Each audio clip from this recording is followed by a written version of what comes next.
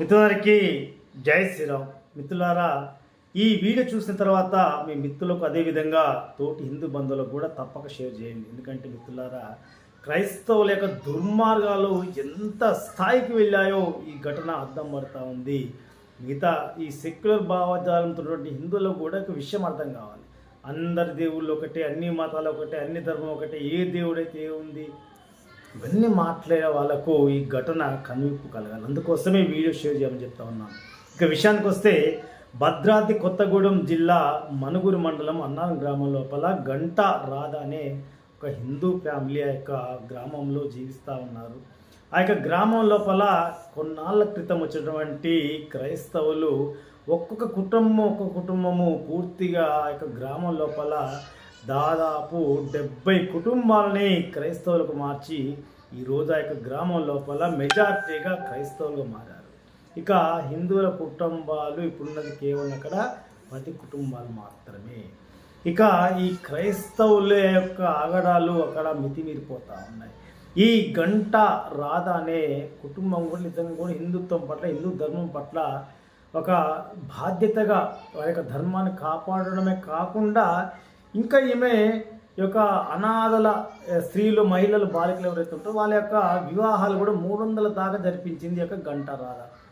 అన్నా గ్రామం లోపల 70 నుంచి 80 కుటుంబాలు క్రైస్తవులుగా మారిన కారణం చేత ఇక ఎవరేమో అంటారు, మనకి ఇంకా ఎదురేముంది అన్న ఒక ధీమాతో ఆ యొక్క క్రైస్తవ ప్రార్థన చేసిన సమయంలో చర్చిల మైకుల ద్వారా హిందూ దేవి దేవతలను ఇష్టానుసారంగా దుర్భాషలు ఆడుతున్నటువంటి సందర్భంలో ఈ యొక్క గంట రాధ మహిళ ఎవరైతే ఉన్నారో ఆమె వెళ్ళి, ఎందుకు మీరు హిందూ దేవి దేవతను దూషిస్తూ ఉన్నారు, మీ యొక్క చర్చిలో మీ దేవుని ప్రార్థనలు మీరు చేసుకోండి, మా దేవి దేవతలను మేము పూజించుకుంటాం, అంతే తప్ప ఎందుకు ఇలాంటి దూషణ దిగుతున్నారని చెప్పేసి ఆమె అరుణతో కూడా వాళ్ళు ఈమె మీద కక్ష పెంచుకున్నారు. అంతేకాకుండా గతంలో ఎంఆర్ఓ ఆఫీస్లో ఒక అతను మరి ఆర్టీఐ కింద కూడా ఈ చర్చిల విషయంలో ఫిర్యాదు చేయడం జరిగింది.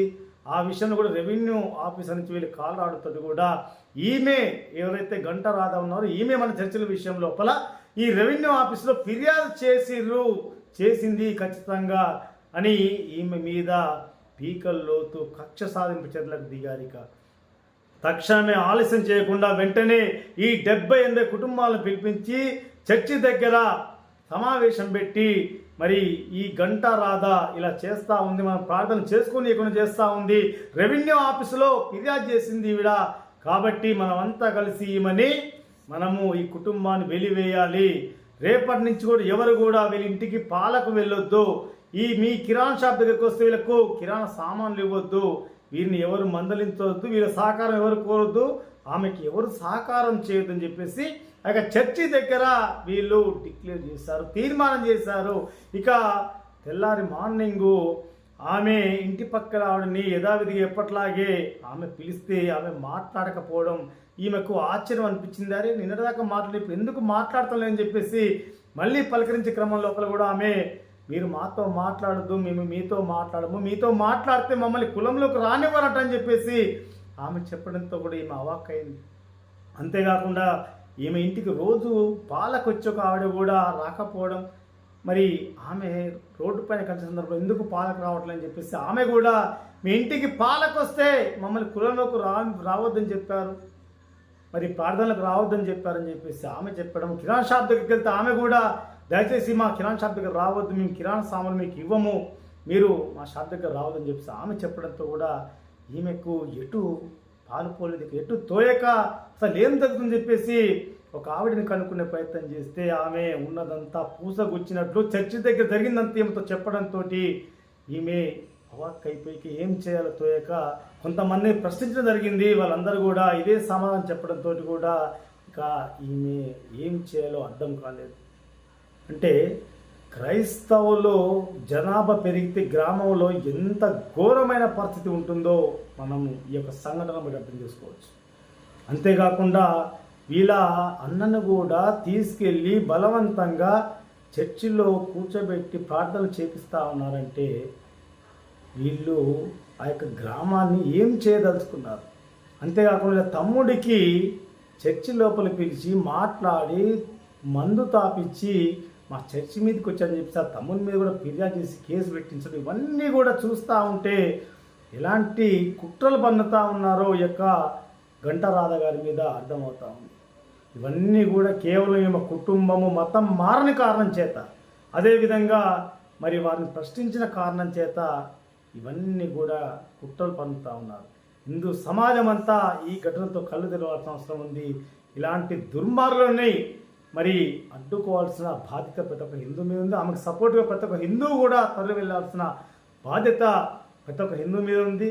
మరి పోలీస్ అధికారులని, అదేవిధంగా మరి ప్రభుత్వ అధికారులను ఒకటే కోరుతా ఉన్నాం. పోలీస్ అధికారులు కూడా ఈ యొక్క చర్యని చాలా తీవ్రంగా తీసుకొని వాళ్ళ మీద కఠిన చర్యలు చేపట్టాల్సిన అవసరం ఉంది. కేసులు నమోదు చేసి రిమాండ్ చేసి జైలుకి పంపాల్సిన అవసరం ఉంది. ఇలాంటి దుర్మార్గమైన చర్యలు పాల్పడిన వాళ్ళని ఏమాత్రం కనికరం చూపకుండా వారి మీద కఠినంగా చర్యలు తీసుకోవాల్సిన బాధ్యత ఈ పోలీసుల మీద ఉంది. అంతేకాకుండా ఈ ప్రభుత్వ అధికారులు కూడా వెంటనే ఎవరైతే ఈ 70-80 కుటుంబాలు ఆ యొక్క అన్నారం గ్రామంలో ఉన్నారో వారందరి మీద మరి చర్యలు తీసుకొని వారు ఏదైతే క్రైస్తవులు ఉన్నారో వెంటనే వాళ్ళందరూ కూడా బీసీసీ సర్టిఫికెట్ని చట్ట ప్రకారం మంజూరు చేయాల్సిన అవసరం చెప్పేసి ప్రభుత్వ అధికారులను కోరుతా ఉన్నాం. ఈ చర్య చేపట్టే వరకు, వాళ్ళ సర్టిఫికెట్లు ఇచ్చే వరకు కూడా హిందూ సమాజం ఉద్యమ బాట పడుతుంది, మీరు గుర్తుపెట్టుకోండి. అదేవిధంగా ఆ యొక్క అన్నారం గ్రామం లోపల అనుమతి లేనటువంటి చర్చిలన్నింటినీ కూడా తొలగించాల్సిన అవసరం ఉంది. అనుమతి లేని చర్చిలను కూడా తొలగించాల్సిన అవసరం ఖచ్చితంగా ప్రభుత్వం ఉంది. లేకపోతే భవిష్యత్తు లోపల హిందువుల యొక్క ఉద్యమాన్ని మరి చవి చూస్తారు. గుర్తుపెట్టుకుని ఈరోజు క్రైస్తవుల జనాభా ఆ యొక్క గ్రామంలో ఎక్కువ ఉండొచ్చు, కానీ మొత్తం మీద జనాభా ఎక్కువ ఉన్నది హిందూ సమాజం. గుర్తుపెట్టుకుని మీలాగా ఇలాంటి నీచమైన చర్యలకు హిందూ సమాజం కనుక ఒకసారి పూనుకుంటే దేశం లోపల క్రైస్తవ జనాభా ఎంత ఉంది, అలా బహిష్కరించుకుంటూ వెళ్తే ప్రతి గ్రామంలో క్రైస్తవుల పరిస్థితి ఏంటో ఒకసారి ఆలోచించండి. హిందువులు మెజారిటీ ఉన్న ప్రాంతాల్లో క్రైస్తవులని మరి బహిష్కరిస్తూ వాళ్ళకి సహాయ నిరాకరణ చేపడితే మీ యొక్క బ్రతుకులు ఏమైతే ఒకసారి అర్థం చేసుకోండి. ఏదో ఒక గ్రామం లోపల మెజారిటీ ఉన్నామని చెప్పేసి ఈరోజు ఆమె మీద అనవసరంగా ఇలాంటి అజమాయిష్ కొనసాగిస్తాం, ఇష్టానుసారంగా చేస్తామంటే చూస్తూ ఊరుకోవడానికి హిందూ సమాజం సిద్ధంగా లేదు. మీకు ఎలాగ బుద్ధి చెప్పాలో హిందూ సమాజానికి తెలుసు, హిందూ సంఘానికి తెలుసు. ఆ రకంగా మేము ఆ యొక్క గ్రామంలోకి ఖచ్చితంగా మరి జరుగుతున్న సంఘటనను బట్టి మరి దీని యొక్క అప్డేట్ కూడా తీసుకుంటాం. తర్వాత మా యొక్క కార్యాచరణ ప్రకటిస్తాం. ప్రతి ఒక్క హిందూ కూడా ఈ దుర్మార్గం ఖండిస్తూ ఆ యొక్క గ్రామానికి భవిష్యత్తులో తరలి వెళ్లాల్సిన అవసరం ఉంది. జై శ్రీరామ్, భారత్ మాతాకి. హిందువుడా